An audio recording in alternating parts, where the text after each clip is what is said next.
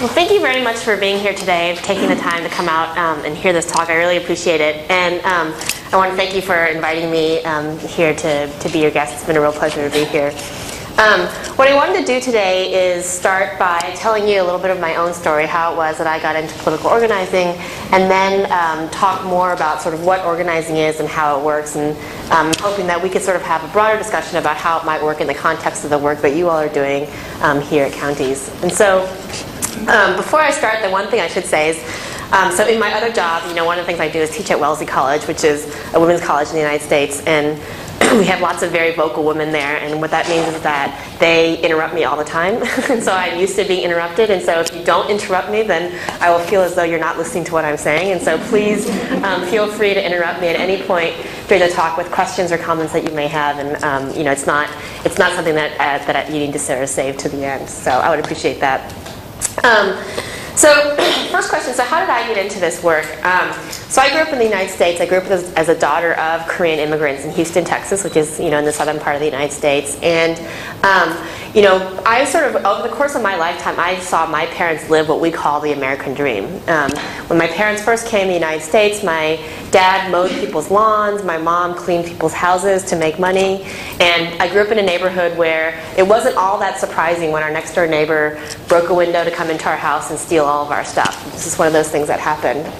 But then over the course of my lifetime, my parents, really sort of kind of climbed up the social ladder until to the point now that they live in one of the wealthiest neighborhoods in Houston. It's the same neighborhood that George H.W. Bush, our first, George Bush Sr., the same neighborhood where his country club is, where he and his wife have a country club. My mom drives a Lexus, and so I sort of saw through that process that, people can transform themselves over the course of their life. And that was sort of the first lesson that I learned. But some of the choices that my parents made as they were sort of going through this process, weren't always things that sort of resonated or sat easily with me. And so an example of that is, one of the ways in which they wanted to sort of climb that social ladder was by assimilating into the United States. And so they made a lot of choices, like instead of speaking Korean at home, they would speak English to us at home, so my brother and I would become more familiar with English. Instead of cooking traditional Korean foods, my mom learned how to make watery spaghetti and overcooked hamburgers, and that's what we ate growing up. And it wasn't until I went to college that I realized food can be delicious. They sort of made all these choices, and that was great in a lot of ways. But one of the things that I internalized as a child is that being white in some ways was better than being Asian. And so I felt a certain kind of shame about how I looked. I was ashamed about my black hair, my slow eyes, and I wasn't really sure what to do with that until I went to Harvard, which is where I did my undergraduate work, and I met Marshall Gans, who is an organizing guru in the United States, and he became my mentor, and he introduced me to political organizing. And it wasn't until I sort of learned what organizing was and began to think more consciously and more intentionally about what it means to be part of a community, what it means to belong or not belong, how it is that we deal with questions of difference. It wasn't until I sort of thought more intentionally about those things through the work that I did with Marshall that I began to transform the shame that I felt as a kid into a sense of injustice, right? So instead of feeling ashamed about who I was, I felt angry about the injustice and how people treat each other, how people treat people who are different from them. And so it was through that experience that I really chose to sort of embark on a career where what I would do is study political organizing, try to understand what it is and how it works, and work with other people and other groups that are trying to use organizing in different contexts. And that's really what I've done. But I think a lot of the work that I have done in the past has been on electoral campaigns, like the Obama campaign or different issue campaigns, but I hadn't really done a lot of work in health until a couple years ago. My husband and I, we had a baby who I had carried for 38 weeks. I'd been pregnant, and he died right at birth. And when that happened to me, it was a life-changing moment. And when I think about that moment, it's like I'm playing a movie in my head, and the doctor says these words to me.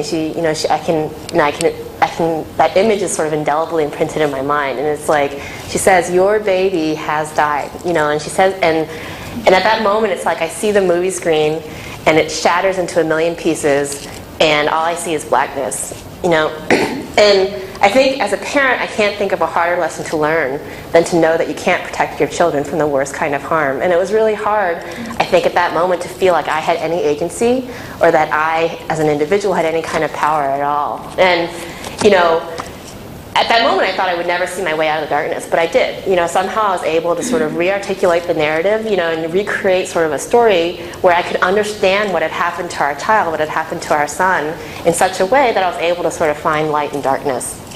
And so when you put those three things together, right, first is the sense that transformation is not only possible, but it's a way of life, right?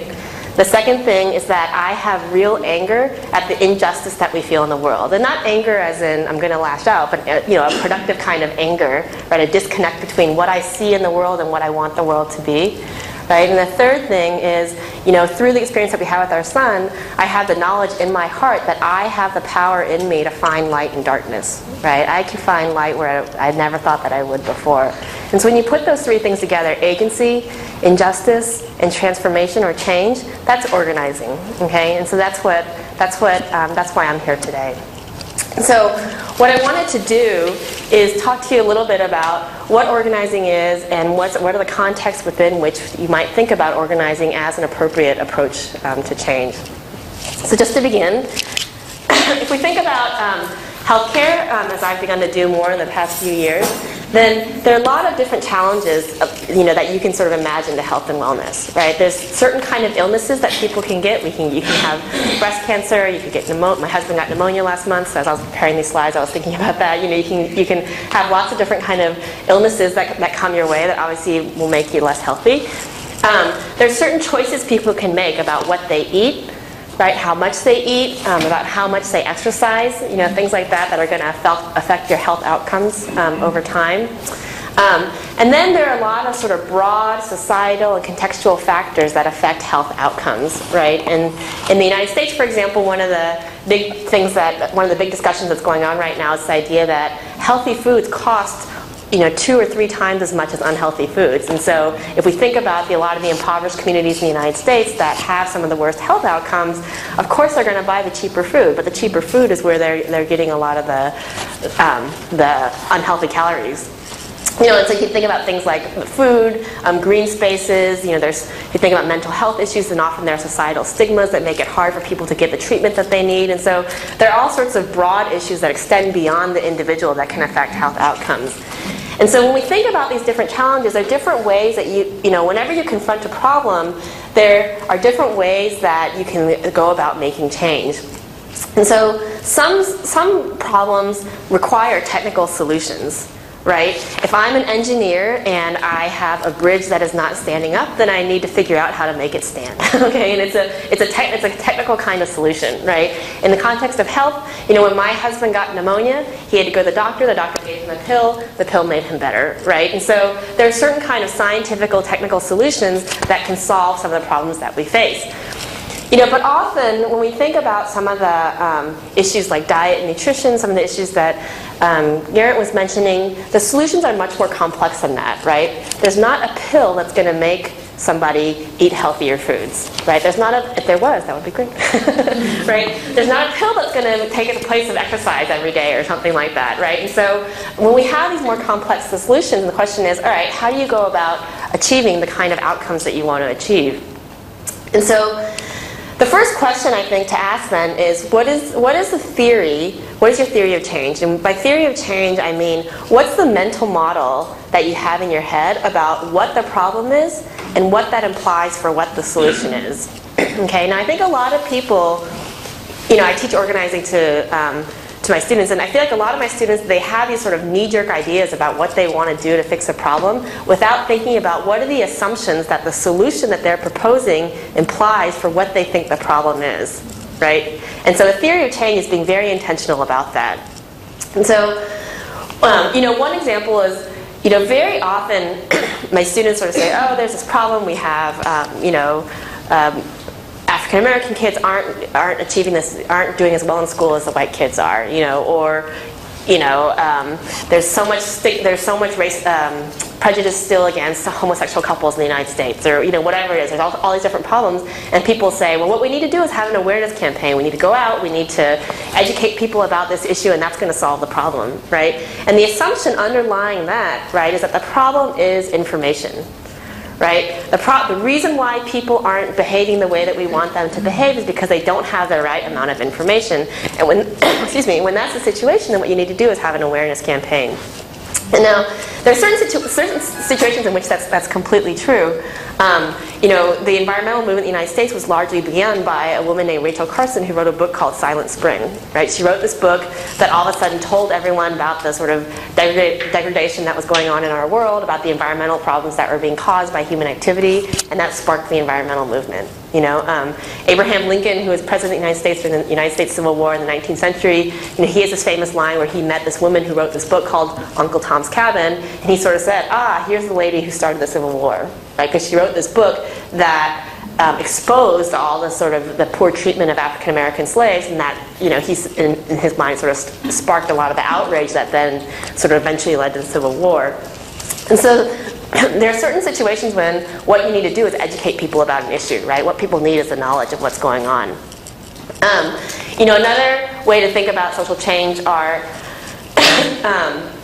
is where you can design a strategy that gives people who want to make change, helps people who want to make change kind of actually enact that change, right? So an example that I use a lot is my brother works for Microsoft, the big computer company, and when Bill Gates wants something to happen, he just says, this is what we're going to do, and then everyone makes it happen, right? Because he's the guy who's in charge. He has all the resources that he needs to make change and all the power that he needs to make change.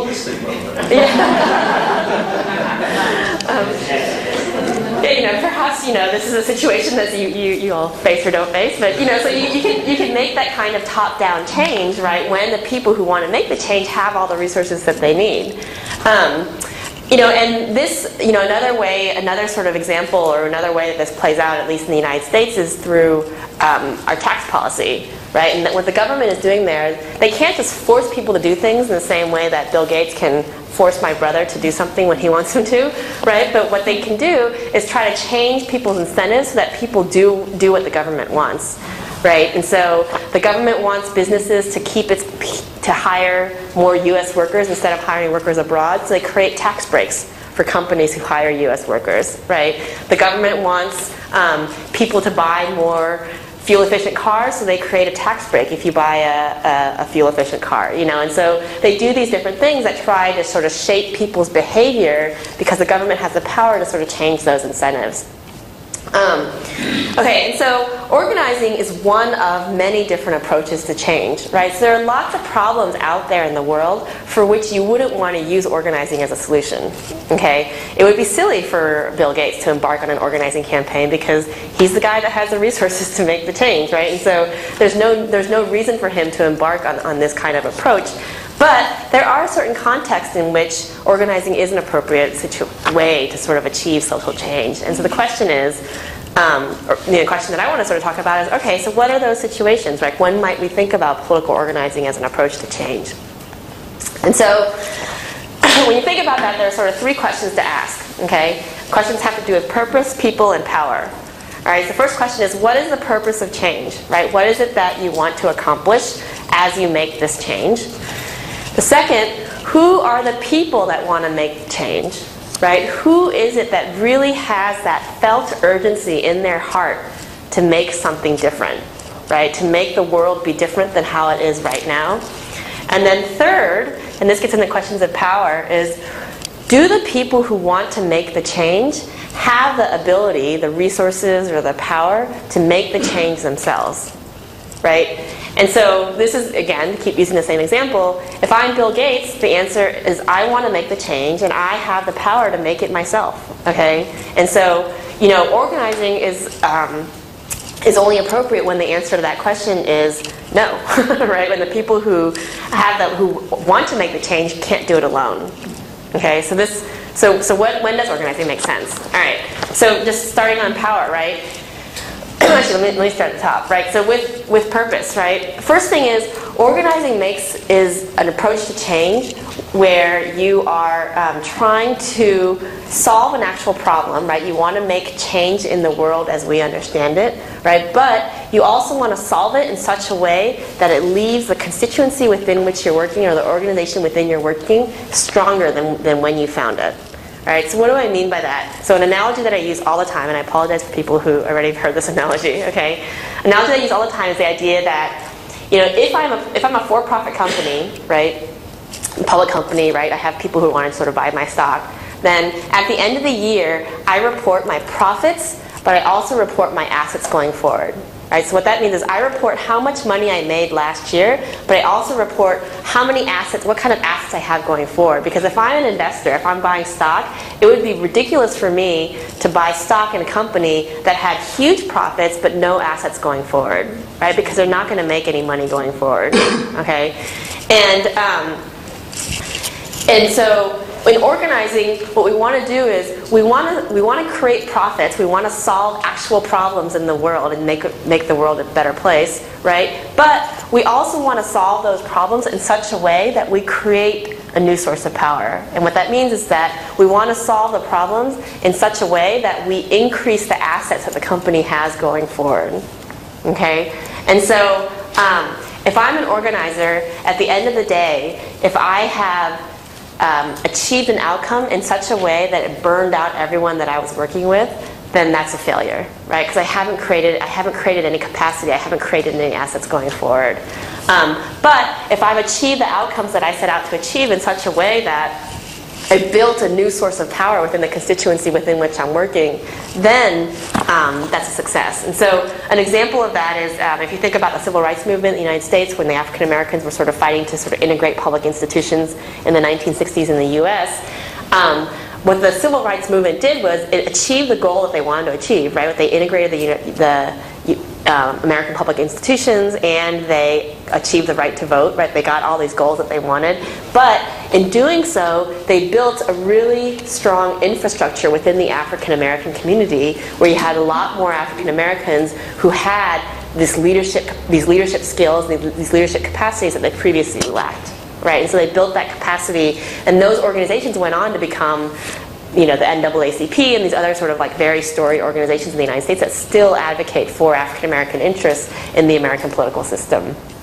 Okay, so that's the first thing is organizing makes sense when the purpose that you want to achieve is twofold. When you want to make change in the world, but you want to make change in the world in such a way that it builds capacity. Right. Second thing is people. Organizing makes the most sense when the people who are motivated to make the change cannot do it alone. Okay? If the people who wanted to make change could do it alone, they should just do it. Right? They should just do it alone. Organizing is hard. There's no reason to sort of spend all this time going out and organizing if you don't need to. Right? But if the people who are motivated to make the change somehow need other resources to make change, then they need to figure out how to get those resources, okay? And usually there are two ways that we think about how groups access other resources. They either do it by collaborating with other people, or they do it by forcing other people to give them those resources, okay? The difference between that is whether or not you sort of achieve power with other people, or if you achieve power over other people, okay? And so what I mean by that is, just to use the same example of the civil rights movement, African Americans, they couldn't integrate public institutions by themselves. They had to force the U.S. government, they had to force, all these white politicians to to change American law to integrate public institutions. And they weren't going to get these people, the white politicians, to say, oh, sure, you want to integrate public institutions? Great, we'll do it for you, right? Like, that wasn't going to happen. What they had to do is force the politicians to do what they wanted, right? And they forced by organizing the March on Washington, by organizing bus boycotts, by freedom, all these different tactics that they used to eventually create enough disruption that politicians said, they cried uncle, right? They basically said, all right, we give in, we'll do what you want, right? Because you're forcing us to do what you want. That's power over. Another example is power with, right? Sometimes you don't have to force people to do what you want. You have to work with other people to work towards a shared purpose. And so an example that I was talking about with some other folks this morning is there's a campaign that I've been working on in South Carolina, which is a state in the United States, one of the southern states in the United States. It has there's a part of South Carolina that has some of the worst health outcomes across the country, right? Really high rates of disease, obesity, diabetes, heart conditions, really high rates of uninsurance, because we don't have a public insurance system in the U.S., And so all these different health problems that are endemic to this area. And in order to make there's a large African American constituency in that area that wants to make change, right? But they can't do it alone, right? They need the doctors, they need hospitals, they need insurance companies, they need all these different people to work with them on it. And so we started a campaign basically where we brought all these different stakeholders in the health system together to work together on making change. And in that situation, they were all collaborating, or it was power with, because all of these different groups had an interest in making change, but none of these groups could do it alone. Right? So the insurance companies that everyone likes to demonize, right, they really wanted to make change because they were worried about how much money it was costing them to take care of all these people that were going to the ER all the time. Okay? So they wanted to change the way in which people dealt with their own health, not because they cared about these individuals, right? Not because they had any kind of investment in your family, but because they wanted to drive down their costs. Okay? The African American community themselves, they wanted to make change because they wanted to live longer, they wanted better life outcomes, so on and so forth. The doctors wanted to make change because they don't like the way medicine is practiced in the United States. They feel disempowered and disconnected from the system, right? And so they wanted to sort of change the way in which it worked. And so all these people had different reasons for wanting to make change, but none of them could change the system by themselves. And so we had to sort of create a situation in which they were collaborating with each other or establishing power with.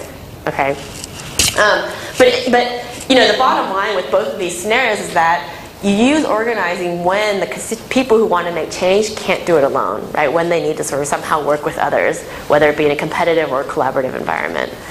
And the third thing is that organizing is an appropriate method for change when there are power dynamics that have to be shifted. Okay? And the way that I think about power is through resources, right? Organizing is an appropriate method for change when you can only achieve change by redistributing the way the resources are allocated right now, right? Somehow, the constituency that you're working with doesn't have the resources it needs to act in its own interest, and so it has to obtain those resources, okay? And so someone has to give up power, right? And so organizing always implies that there's someone who gives up power and someone who gains power, right? It's kind of a zero-sum game in that sense. And so there's a way in which it's appropriate when the change requires allocating resources in different ways. Okay, that's another situation where you'd have organizing be appropriate. All right, you guys with me so far? Can you just talk more about organizing, because that's really relevant, the example in health around using key stakeholders to get are you going to talk more about the how we go about doing that? I am. Yeah, and that's a great question for my next slide, so thank you. But let me take this question first. The doctors felt disempowered. How did they feel disempowered? Oh, in the South Carolina example that I was talking about? So doctors feel like they don't have a lot, that they're trapped by government and the payers. So doctors in the United States, this is in the US context, right? So doctors feel like insurance companies dictate how much time they get to spend with patients and what kind of treatments they can give them, because the insurance companies will say, I'm not going to reimburse you if you do X, but I'll reimburse you if you do Y. Right? So they feel like they don't have power in that sense. They feel like government determines how much they get reimbursed for Medicare patients or how much they don't get reimbursed. And the doctors, the doctors feel like they can't sort of do a lot of things that they want to do in the communities to sort of work with patients in different ways. Primary care and secondary care doctors? I'm sorry? Was it the doctors in the hospitals and in the community that took precedent? Yeah, definitely. I mean, in the U.S. context, certainly primary care physicians are the ones that feel the most disempowered because primary care is paid less. They often don't get as much respect as a specialist and so on and so forth. But hospitalists or specialists also sort of share in the sense that they don't have as much autonomy in their job or in their profession as they would like. Yes? You mentioned that there was a whole variety of different reasons for being involved. Can you be transparent up front about the different reasons for being involved? Yes. Like actually, we're all getting different agendas, the same agenda, but for different reasons. Yeah, absolutely. And then that's a great question. One of the things that I talk about a lot when I teach organizing is that one of the questions that comes my way very often is, well, isn't it kind of manipulative, to sort of go in and organize a community where you're sort of going in and trying to get them to do what you want, whether it's trying to get someone to vote for Obama or trying to, and the way I think about it is that it's not manipulative if I am transparent about my motives, right? So if a Democratic Party person comes to my door and says, "Hi, I'm here to talk to you about the election," I'm very clear about what they're trying to do, right? They're trying to convince me to vote for Barack Obama, and so they can use all the different kind of tactics they want. But I don't really question why they're there. They're there because they, want me to vote for Barack Obama. And so I think I wouldn't call that manipulation, right? That's an attempt at persuasion. And I think organizing, you can sort of think of that in a similar context. And so in the South Carolina example, we were very transparent about why people are there. And so, initially the insurance companies came in and said, "Well, we really care about the health of these people. We want them to get better." And everyone said, there are some nasty words that I could use, but I won't use them here. But people said, "We don't believe you, right? If you're Harvard Pilgrim Healthcare, you don't actually care about my health in any kind of real way. What you care about is your bottom line." And they said, "Yeah, you're right. We care about the bottom line, and the only reason we're here is because we want to drive down costs." And that was fine, right? I mean, there's a saying in the U.S., politics makes strange bedfellows, right? And I think this is true in that context that, sometimes people will collaborate with each other not because they want something for the same reason, but because they want the same thing, right? So you can have a shared goal without having the same reason for why you have that shared goal. And in this situation, what we needed was a shared goal. We needed all the stakeholders in the room who are working on health issues in South Carolina to commit to the same goal, as opposed to having the same reasons for it. Okay, so this, she asked the great question. Okay, so how do we actually do that? Okay, so the way that we begin to do this sort of through these techniques of organizing. All right, so what is organizing? So organizing basically is an approach to social change in which people, acquire the power, and I'm thinking about power in terms of capacity and resources here, that they need to achieve their purpose, right? To achieve the change that they want to see, right? So there are three key things about organizing, right? It's about purpose, people, and power. And so, organizing is a way in which people can make change. So the first thing I'll point out about this is that organizing is not about maintaining status quo, right? We don't organize when we want to maintain the status quo. What we do is we try to manage things in such ways that we can sort of not see change, right? You organize when you see a distinction between the world as it is and the world as it should be, right? That's when you organize. And so how do you sort of achieve change? You achieve change by, you being the people who want the change, right? You achieve change by acquiring the power, the resources that you need that you otherwise don't have, right? So somehow there's a constituency that needs to make change that doesn't have the power it needs right now. It organizes in order to acquire that power to achieve the change that it wants. So organizing basically then, as an organizer, and I talked about this a little bit before, is when I as an organizer think about the outcomes that I want to achieve, I think about several levels of outcomes, right? I want to make change in the world. These are the profits that I want to earn, right, if I'm a company, right? But I also want to create long-term capacity, right? I want to sort of generate assets that are going to help me moving forward, okay? And I want to change power dynamics by redirecting resources, right? So at the end of the day, resources should be allocated in a different way than they were when the organizing campaign started, right? And so the outcomes that we met, so, very often sort of we, if we think about the Obama campaign, for example, in 2012, the outcome, the change in the world that we wanted to see was electing Barack Obama, right? But the campaign had a clear commitment to electing Obama in such a way that it built an infrastructure for Democratic candidates across the United States, right? And that's sort of the creating capacity. So, and Obama's been able to capitalize on that infrastructure that he created through his campaign, over the course of his term as president, or his first term as president. And so, if you make change in the world, you create long-term capacity and change power dynamics, okay? All right, so how does organizing work? All right, so the key practice in organizing is leadership development. All right, so what is leadership? And so here I really rely on my mentor, Marshall Gans, who has a definition of leadership where he says, leadership is taking responsibility for enabling others to achieve purpose in the face of uncertainty. Okay, so this is a very particular definition of leadership, right? Leadership is not about taking amazing people and giving them amazing opportunities. Okay? Leadership is about taking responsibility for enabling others to achieve purpose in the face of uncertainty. So what does that mean?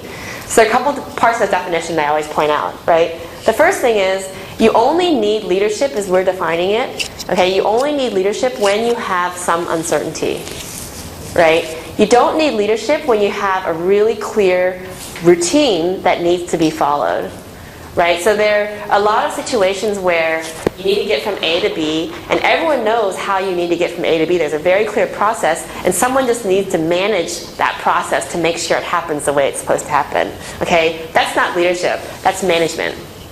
Okay, so there are a lot of times when you need a manager but not a leader. When you have some kind of uncertainty, when you want to get from A to B and you don't know how, that's uncertainty, right? That's when you need leadership.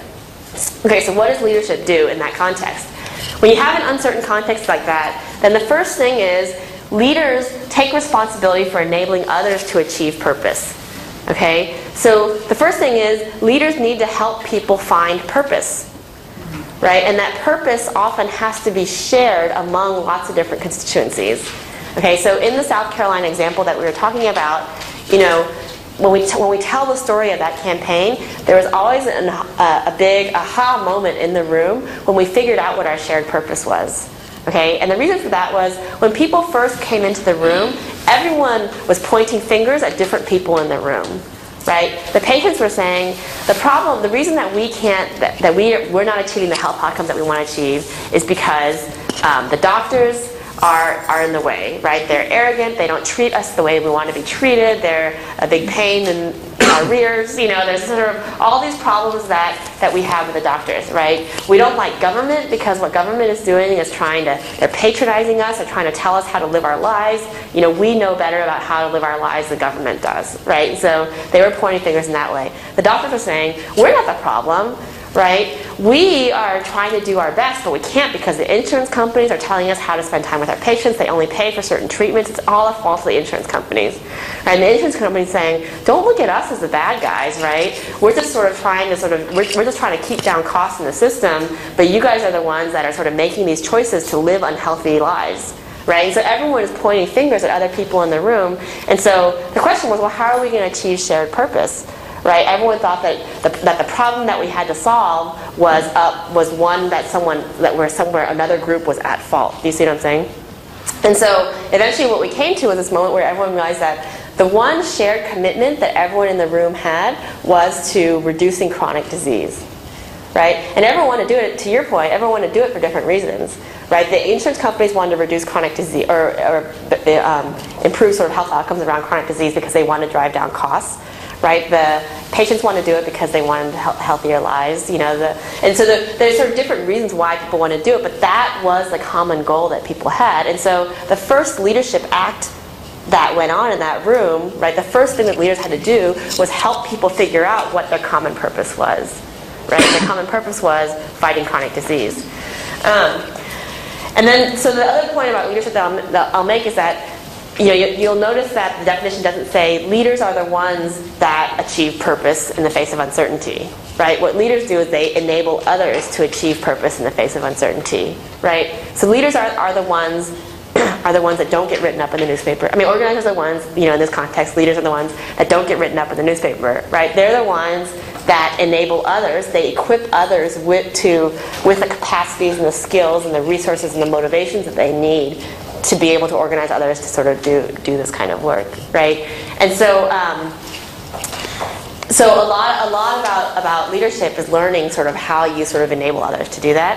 And then the last thing I'll say about the definition is that leaders take responsibility, right? So it's not that leaders are saying, here, I'm going to do my best to help you. I'm going to do my best to teach you what you need to know to go out and achieve this purpose.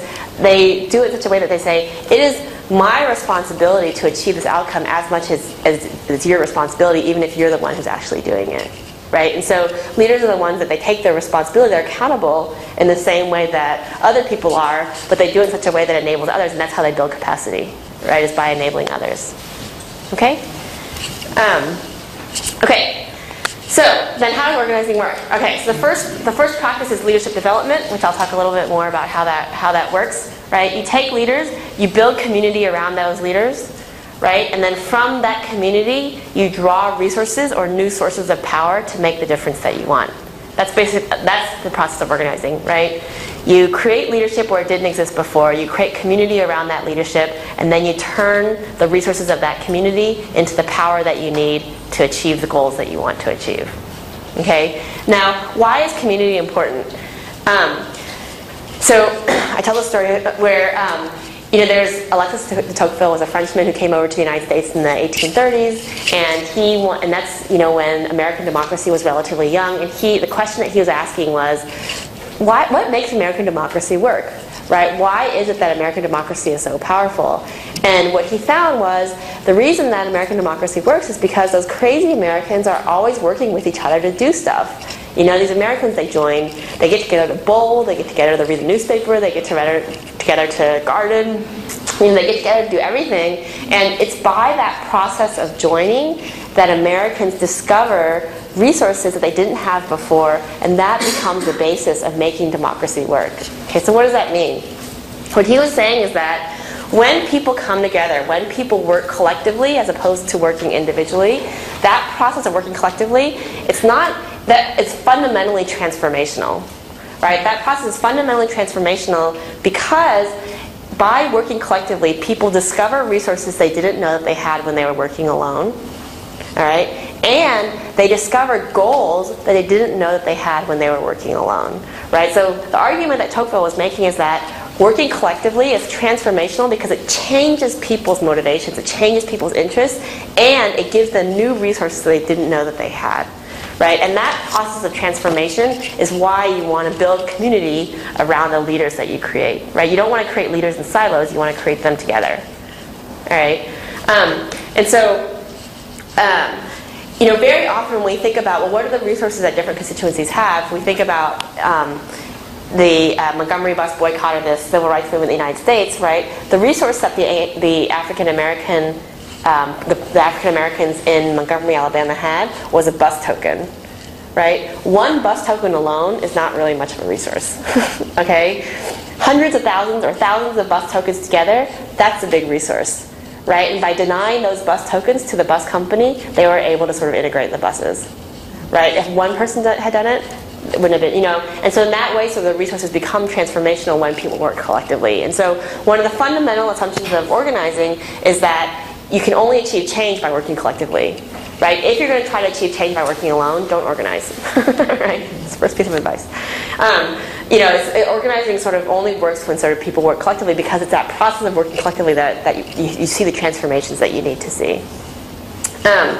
Okay, so how does organizing work? How do leaders do this? All right, so organizing always starts with a constituency. The first question that you ask whenever you're trying to start an organizing campaign is, who are my people?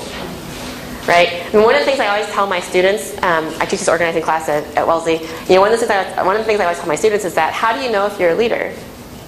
Like, how do you know if you're a leader? What would you say? You're going to have someone following you because you can't lead without followers. Exactly. You have to have followers, right? And that's it seems so obvious, but in some ways it's kind of revolutionary to the students, right? Oh yeah, I need to have people who are actually following me, okay? So that's the first thing, you need to have a constituency, right? If you don't have a constituency, you're not a leader. You might be a manager, right? You might be very competent. You might be all sorts of very wonderful things, but you're not a leader, okay? Unless you have a constituency. So you start with your constituency, right? Now that constituency is going to have a set of values, right? And that set of values can be translated into a set of goals that it wants to achieve. All right? And so what leaders do in the context of organizing is they help the constituency identify what its resources are and then transform those resources into the goals that they want to achieve. Right? That's fundamentally what leadership is about transforming these resources into the goals that you want to achieve. All right? And so there are three main processes through which this process of translating resources into goals happens. Right? The first is building relationships. All right? And through these relationships, we begin to create the community, right, and develop that collective context that we need to get to achieve those processes of transformation. Second thing is leaders go through a process of interpretation. Right? They interpret what we see in the world around us for the constituency. Right? And what that process of interpretation does is it acts as a source of motivation, and it also helps people develop strategy. Right? And so what I mean by that is, by interpreting the world around me, right, I can either think of myself as a person who has the agency and the power to make a difference in the world around me, or I can think of it as, or I can interpret the world in such a way that I have no power. Right? And so there are lots of different ways in which you can think about stories as being a way to motivate people. Right? But then the second piece of that is that how we interpret the world determines what kind of how we think about how we're going to solve the problems that we see. Right? Depending on how I define the problem, I'm going to come up with a different solution or a different strategy for how I want to solve the problems that I see. That's strategy. Right? And so leaders constantly engage in this process of interpretation with their constituents. And the third thing is they actually take action. Right? I have a lot of students who love developing relationships, love interpreting things. They develop beautiful strategic plans, right, with lots of color coding and tabs and different things like that. Okay, and then actually taking action is hard. It's harder than you think it is, right? It's harder to actually do things than it is to sort of think about how you might do them. Okay, and so leaders take action. And so it's through these three processes that you see leaders kind of transform the goals of the resources of a constituency into the goals and the values that they want. All right, so how do we think about the practices of leadership more specifically? So on the left here, right, we have sort of organizations I think of as disorganization, right? So what do you think about when you think about organizations that don't work? They don't have a clear purpose, right? So they're undirected. People aren't sure why they're there. Why am I here? Good. What else? What are some other things that come to mind when you guys think about organizations that you might have been a part of that were not effective for whatever reason? Participation. What do you mean by that? The right people are not engaged in the tune. Okay, so there are key people who should be engaged in the discussion at the table that aren't there. All right, good. Personalities, different relationships, conflict. Okay, so you have organizations that are conflictual where people aren't able to sort of work with each other in collaborative ways that they might need to. Good, yes? An absence of open communication. Yeah, so you don't have, there's often not a lot of transparency. You have people who sort of feel like there's not good channels of communication.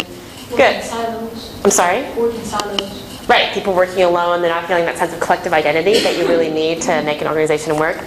Okay, so all of these things, the way that I would capture these things, right, is to sort of begin to think about what organizations that don't work look like and what organizations that do work look like, right? And so organizations that don't work are often characterized by a lot of the things that you're talking about, right? So the first thing is not a clear purpose, right? They sort of drift along. People are often thinking, where are we really, why are we doing this? What's our plan for next year? Where is it that we're really trying to go, right? So there's sort of that sense of drift. The opposite are organizations that work. They have a clear sense of purpose, okay? The second thing is disorganization, right? And this gets to a lot of the questions of communication and people working in silos that you're talking about. Is organizations that don't work often have people that where people are sort of passively engaged in the organization, right? So what I mean by that is people don't have a strong enough sense of collective identity that they care about the organization to try to make it work, right? So people, instead of participating, you don't have broad enough participation, you don't have all the voices at the table that you want. You have people who just sort of say, this is what's going to happen, all right, fine. They're pretty passive about what happens to the organization. Okay, the opposite are organizations where you have the right people participating and the right voices at the table. And as a side note to this, I'll say, one of the things that I've been thinking about with some of my colleagues who research organizing is this question of how do you create the conditions to make groups be effective, right? I can't force a group to be effective, but if I'm a leader, what are the conditions that I can put in place to try to make a group be as effective as possible? One of the key conditions that we're finding is participation, right?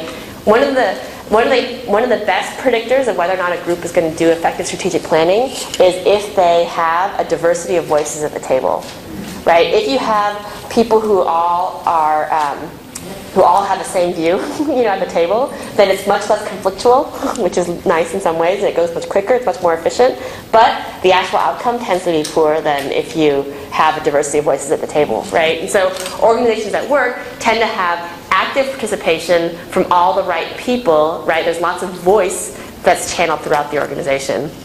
Third is organizations that that don't work tend to have people who are confused. What I mean by that is people who don't really understand what their role is. So what am I supposed to be doing? Am I the one who's supposed to, bring the cookies to the meeting, or is it supposed to be Catherine? Am I the one who's supposed to manage this process, or should I let this other person take over, right? And so that kind of confusion, can lead to a lot of disorganization. The flip side of that are organizations where you have everyone that has a common understanding of why we're here and what we're supposed to do, right? What is my role within the organization? You want people to have a really clear sense of that. Yes? I just have a question around you using the word the right people. Uh-huh. Do you want everybody to be engaged, or you want the right people to be engaged? What do you mean by the right people? Okay, I guess, so when I'm using the word right people, I think that there are two dimensions to this question of participation and voice. First is that there is for different decisions, there are different people who are appropriate to be involved, right? Like if I'm making a decision about healthcare, right, the National Veterans Association probably doesn't really need to get involved, right? The National there's sort of all these groups that don't really need to get involved. If I am making a decision about animal rights, perhaps the National Veterans Association is a right.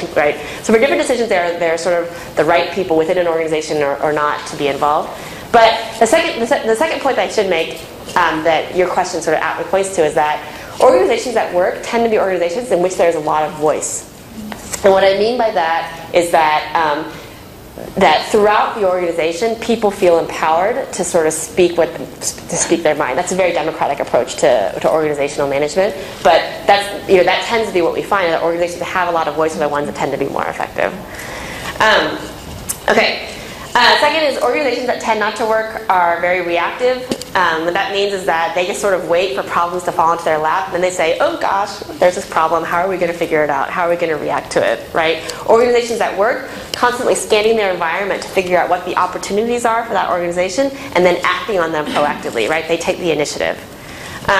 Last thing is sort of what we talked about before. Organizations that don't work don't do anything.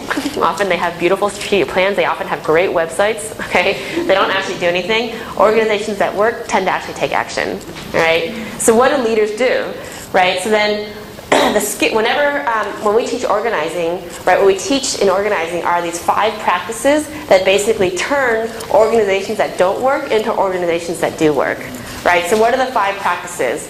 Right. It's about narrative, relationships, structure, strategy, and action. Those are the sort of 5 practices, right? So the first is telling public narratives, right? And what narratives do, right? The narrative is a fancy word for story, right? What stories do is they do a lot of that interpretive work that we're talking about, right? They help people interpret why they are there, why am I motivated to act, and what are the problems and challenges that I see that give us a sense of what our purpose is. Right? What are the challenges that we face? What's our purpose as an organization? Right? So the first thing leaders do is tell public narratives. Second thing is leaders build relationships. Right? And so we take people who are passive, right? People who just sort of let the organization kind of happen around them, and we turn them into participants. We turn them into people that have voice, right? Through the relationships that we build with them.